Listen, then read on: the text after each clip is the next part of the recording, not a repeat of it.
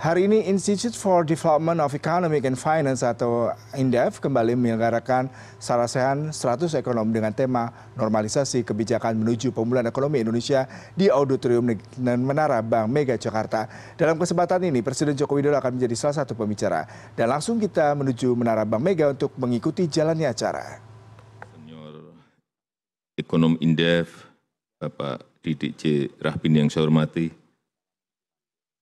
Bapak Ibu, para ekonom, para undangan yang saya hormati.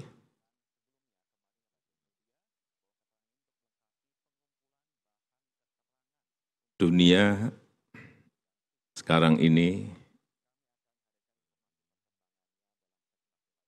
berubah sangat luar biasa. Perubahannya sangat luar biasa. Pertama memang diawali oleh pandemi, kita tahu semuanya. Dan kita beruntung saat itu awal-awal pandemi, Indonesia tidak lockdown. Saya nggak bisa memperkirakan kalau kita saat itu melakukan lockdown. Berakibat pada ekonomi seperti apa, berakibat pada sosial politik yang seperti apa. Karena memang awal-awal hampir mungkin 70 negara semuanya melakukan lockdown. Di kabinet sendiri 80% mintanya lockdown. Survei juga rakyat minta lebih dari 80% lockdown. Tapi saat itu saya semedi, saya endapkan betul, maka benar kita harus melakukan itu. Dan jawabannya saat itu saya jawab, tidak usah lockdown.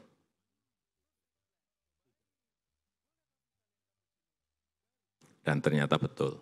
Saya enggak bisa membayangkan kalau saat itu kita lockdown, mungkin kita bisa masuk ke minus lebih dari 17%.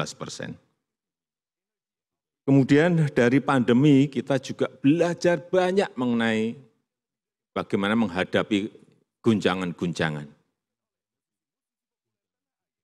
Belajar sangat banyak bagaimana mengkonsolidasi negara ini agar bisa bersama-sama dari semua, dari pusat, kemudian provinsi, daerah sampai ke tingkat RT. Dari yang namanya Ormas, bergabung dengan TNI, dengan Polri, masyarakat semuanya bergerak bersama-sama.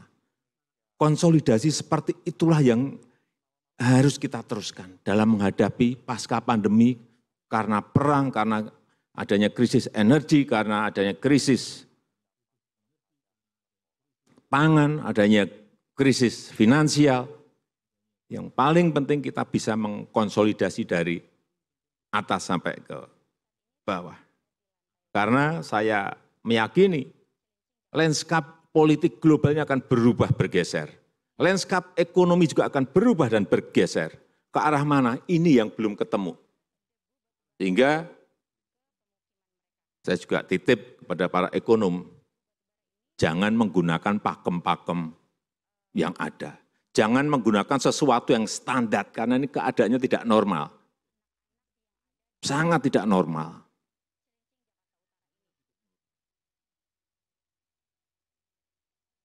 Dibutuhkan pemikiran yang Abu Nawas, yang kancil-kancil gitu. Agak melompat-lompat, tapi memang harus seperti itu. Bekerja sekarang pun tidak bisa makro saja, enggak bisa. Ditambah mikro pun mungkin masih juga belum dapat. Sehingga makro ya, mikro ya, detail, fokus. Ketemu nanti satu-satu, tapi satu-satu, enggak bisa sekarang ini. Karena sekali lagi keadaannya sangat tidak normal. Instrumen-instrumen yang kita miliki, instrumen fiskal, instrumen moneter, juga kadang-kadang bisa luput karena memang keadaannya tidak normal. Semua negara mengalami betul-betul kita diuji karena geopolitik globalnya memang juga enggak jelas, sangat tidak jelas. Saya bertemu di G7 dengan pemimpin-pemimpin yang hadir saat itu. Sebelumnya dengan G20, setelah itu muter lagi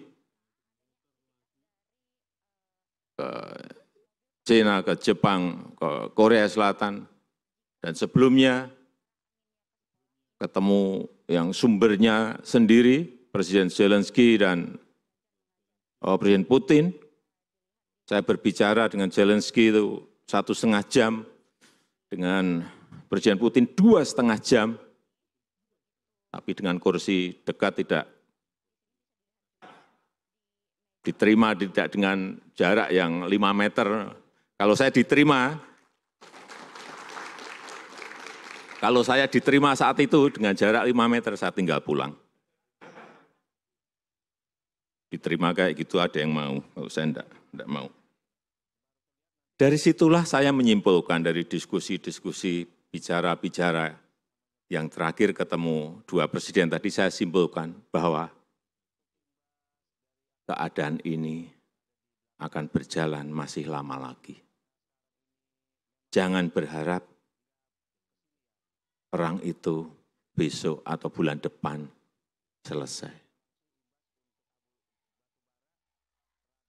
Sangat tidak mudah. Kita mendorong agar terjadi saja dialog saja. Menyiapkan ruang dialog saja sangat-sangat sulit sekali. Sehingga saya belokkan, udahlah saya ngomong ini enggak ketemu-ketemu, udah saya ngomong masalah krisis pangan aja. Akhirnya agak ketemu. Dan Presiden Putin saat itu menyampaikan, karena Presiden Zelensky menyampaikan kebutuhan untuk ekspor kira-kira stok 22 juta ton gandum dan panen baru 55 juta ton gandum, totalnya 77 juta ton, harus keluar dari Ukraina, tapi tidak bisa keluar karena masalah jaminan keamanan dari Rusia. Itu yang saya sampaikan kepada Presiden Putin, dan Presiden Putin waktu saya sampaikan, oh saya jamin nggak ada masalah. Saya sampaikan pada Presiden Putin, boleh ini saya sampaikan ke media statement? Oh silahkan, saya sampaikan. Dan setelah itu mungkin 2 atau 3 minggu sudah ada satu kapal yang mulai keluar dari Odessa menuju ke Istanbul. Kembali lagi, artinya perang ini masih lama dan dampaknya, menghitungnya juga sangat sulit. Ini mau imbasnya kemana? Kemana lagi itu? Pangan ya, sudah terjadi kenaikan harga pangan di seluruh negara. Energi ya, naik sampai 5 kali gas dan 2 kali minyak harganya naik. Terus nanti akan berimbas kemana lagi? Apakah ke keuangan? Iya juga, akan lari ke sana juga. Tapi sejauh mana? Mempengaruhi growth, mempengaruhi inflasi. Negara mana yang kena? Nah ini yang kita harus hati-hati betul. Harus hati-hati betul. Tidak bisa lagi, sekali lagi kita berbicara hanya makronya saja. Mikronya juga. Dan lebih penting lagi, detail satu persatu harus dikupas. Oleh sebab itu, memang saya mengajak kita semuanya merubah mindset kita. Bahwa ekonomi dunia, geopolitik dunia berubah. Sudah berubah.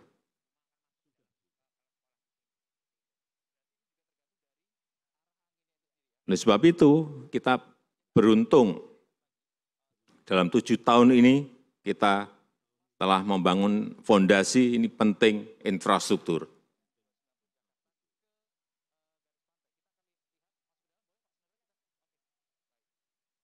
Jalan tol ini telah terbangun sampai saat ini 2000 40 kilometer. Bandara ada 16 baru bandara, pelabuhan 18 baru seaport kita. Bendungan sampai hari ini 29, tapi sampai akhir tahun nanti tambah lagi 9, berarti 38. Irigasi 1,1 juta hektar yang baru yang bisa teririgasi, sehingga kemarin kita mendapatkan dari International Rice Research Institute yang menyatakan bahwa ketahanan pangan, sistem ketahanan pangan kita baik dan swasembada beras sejak 2019. Tetapi bukan yang gede-gede itu saja. Saya selalu sampaikan, jangan dipikir kita yang urus yang gede-gede, tol, bendungan, yang pelabuhan, airport. Enggak. Karena dana desa kita sampai saat ini sudah 468 triliun kita gelontorkan ke sana. Kalau Bapak Ibu bertanya, jadi apa itu 468? Yang saya ingat, 227 kilometer jalan desa itu jadi. Pak, panjang banget loh, 227 ribu kilometer, apa benar? Jangan salah, itu masih pendek menurut saya. Karena desa kita itu 74.800. Kalau dibagi, 227 dibagi itu, satu desanya 3 kilometer. Itu masih kurang, masih sangat kurang satu desanya 3 kilometer. Sehingga apa? Jalan-jalan produksi di desa itu menjadi ada. Jembatan juga menyambungkan antara satu dusun dengan dusun yang lain 1,3 juta meter yang telah dibangun dari 468 triliun tadi. Embung ada 4.500 embung. Hal-hal yang tidak pernah kita lihat, tetapi itu sudah terjadi dan sudah realisasi. Inilah dana desa yang sudah digelontorkan. Kemudian yang kedua, hilirisasi. Hilirisasi secara nyata itu sudah kejadian. CPO dan turunannya, nikel dan turunannya, boksit sudah. Jadi kalau kemarin kita 4 tahun yang lalu kita stop nikel, 3 tahun yang lalu kita stop nikel, dan kita bangun industrinya di dalam negeri, yaitu kelihatan mulai tampak hasilnya. Nanti tahun ini mungkin stop timah, tahun depan stop boksit, tahun depannya lagi stop copper, tembaga. Ya karena hasilnya kelihatan. Ini sering saya ulang, contoh nikel. 7 tahun yang lalu, 6 tahun yang lalu, ekspor kita kira-kira dari nikel itu hanya 1,1 billion US dollar. 2021, 20,9 miliar US dollar. Lompatannya, nilai tambah lompatannya 19 kali. Nah ini kalau mulai kita tarik lagi, stop tembaga. Dulu sulit menyuruh Freeport buat smelter, mundur-mundur aja. Pak ini diperpanjang, nanti baru kita buat smelter. Enggak. Kamu buat smelter, kita perpanjang. Enggak bisa juga, enggak sambung-sambung. Udah kita ambil saja, kita akuisisi aja 51%. Setelah dapat 51%, mayoritas buat smelter. Baru dibikin di Gresik. Nanti Bapak Ibu akan lihat setelah Gresik beroperasi, operasional 2024, kelihatan berapa nilai tambah dari Cooper yang sudah lebih dari 50 tahun kita ekspor mentahan, raw material. Begitu juga nanti untuk bauxite stop, kira-kira mungkin akan muncul angka-angka di atas 30 miliar US dollar. Entah dari nikel, entah dari koper, entah dari boksit. Saya pastikan itu. Sehingga sekarang ini kelihatan, yang dulu neraca perdagangan kita, misalnya dengan China, selalu minus. Saya ingat di 2014 itu minus sampai 13 billion US dollar. Minus kita, neraca kita. 2021 kemarin, minusnya sudah menjadi minus 2,4 billion US dollar. Tahun ini saya pastikan kita sudah surplus dengan RRT. Saya pastikan itu. Karena tadi raw material yang tidak diekspor mentahan. Dengan Amerika juga sama. Dulu surplus kita di 2012 3,3, sekarang 14,4 billion US dollar. Tapi ini jangan sering disampaikan. Saya kadang-kadang, tapi ini terlanjur, udah. Karena bisa nanti kita dicabut fasilitas kita, GSP kita. Jadi sebetulnya nggak usah didiskusikan masalah ini. Dengan India kita juga surplus 5,6 billion US dollar.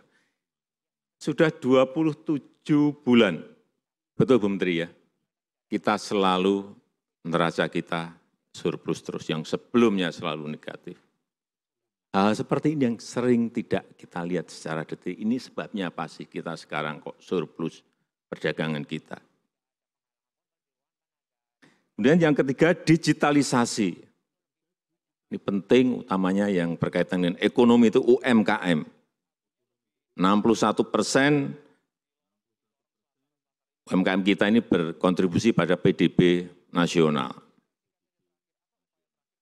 Sehingga dengan adanya keruwetan dunia ini, mereka harus kita dorong terus untuk bisa masuk ke ekosistem digital, bisa masuk ke e-commerce, bisa masuk ke platform-platform digital.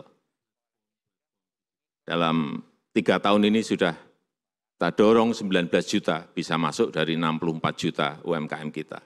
Target kita nanti di 2024, 30 juta harus sudah masuk ke ekosistem digital yang ada.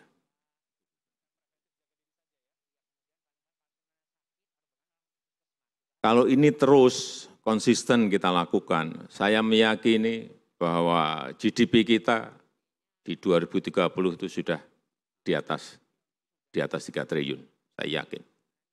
Insya Allah itu akan tembus angka 3. Dan income per kapita kita, saya juga meyakini, saya enggak tahu mungkin berbeda dengan Bu Menteri Keuangan, enggak apa-apa juga. Saya juga ngitung-ngitung sendiri, Bu Menteri ngitung-ngitung sendiri enggak apa-apa. Saya mungkin lebih dari 10 income per kapita kita. Kalau kita konsisten seperti ini, dan pemimpin yang akan datang juga konsisten seperti ini, enggak perlu takut kita ini stop ekspor nikel, kemudian dibawa ke WTO, enggak apa-apa. Dan kelihatannya juga kalah kita di WTO. Enggak apa-apa, tapi barangnya udah jadi dulu, industrinya udah jadi. Enggak apa-apa, kenapa kita harus takut? Kalau dibawa ke WTO kalah enggak apa-apa. Syukur bisa menang, tapi kalah pun enggak apa-apa. Industrinya udah jadi dulu. Nanti juga sama. Ini memperbaiki tata kelola kok. Dan nilai tambah itu ada di dalam negeri. Saya berikan contoh Freeport. Saya kemarin baru cerita dengan Bu Menkyu juga. Berapa sih kita dapat dari sana? Berapa Bu? 62.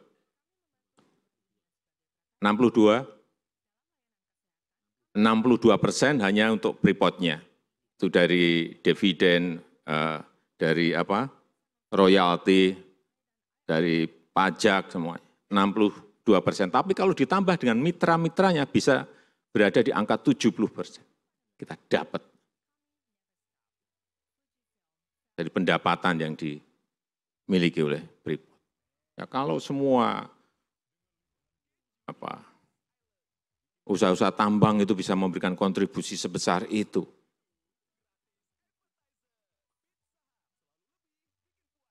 ya APBN kita akan semakin sehat.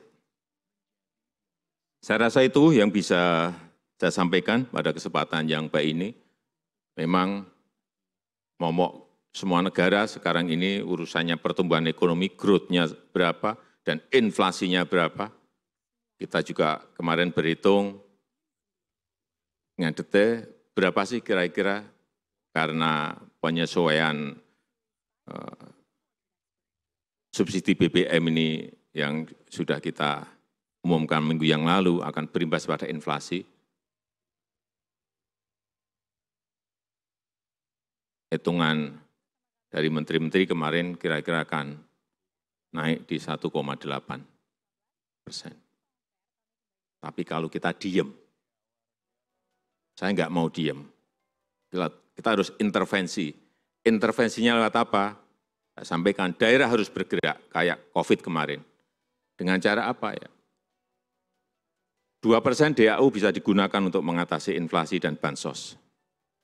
Belanja tidak terduga bisa digunakan untuk mengatasi inflasi. Dengan cara apa? Ya tutup biaya transportasi, tutup biaya distribusi dari yang ada di lapangan. Jadi contoh, dan ini pernah saya lakukan, contoh harga bawang merah naik.